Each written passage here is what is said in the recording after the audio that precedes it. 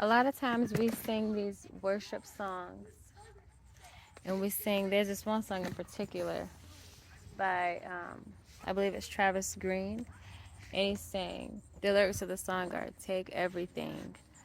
I don't want it. I don't need it. I just want you. And that's pretty much the whole song is saying, take everything.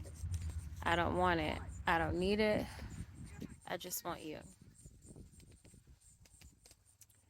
And most recently, I was listening to that song and just singing it. And I'm in a season right now where I believe God has done just that, taken a lot of things that I thought I wanted, thought I needed, or whatever. And God was like,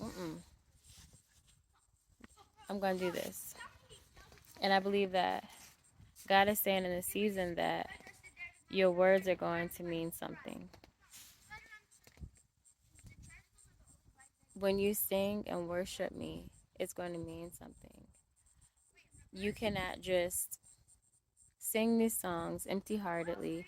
You cannot pray these prayers empty heartedly. Um, whatever you say and whatever you sing to me, you're going to mean it. And that's what God is saying in this season. He's not interested in our lip service. He's not interested in the feel good moments when we're at church. And, we're just singing it. We're just eyes closed, hands up, worshiping.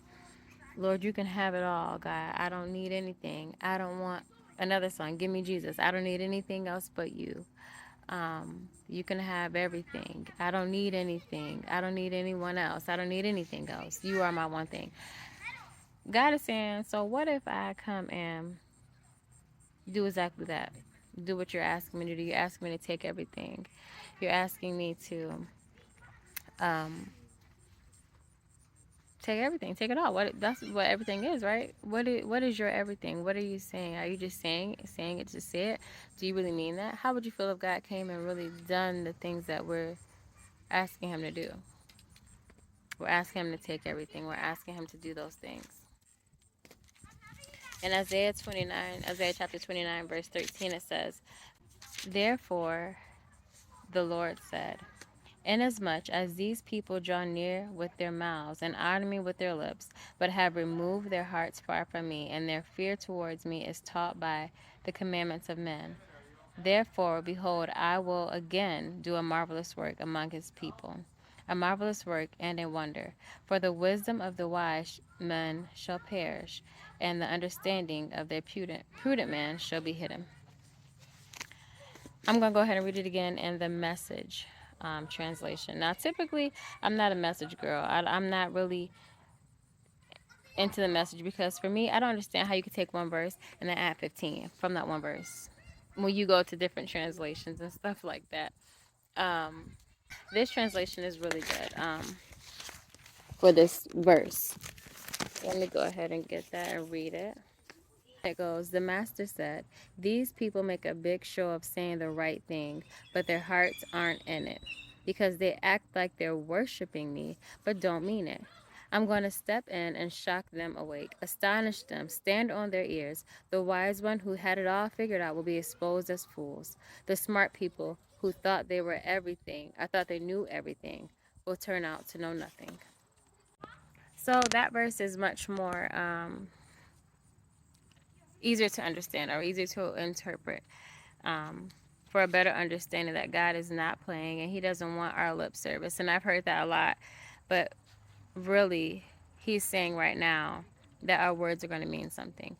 Everything you say, every word that you speak, every song that you sing, he's taking that.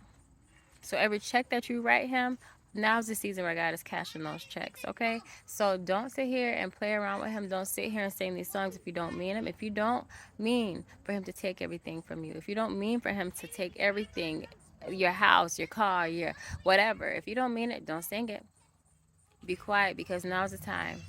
It has always been the time where God wants us to worship him in spirit and in truth. And if you are not willing to worship him in spirit and in truth, you are better off not trying to worship at all. Our words are going to mean something. He's tired of the lip service. He's tired of us looking so aesthetic to the world and so looking, he's just tired of the facade. Right now, we are in that season where He's cashing these checks that we're writing, and we want to make sure that it don't come back as insufficient funds.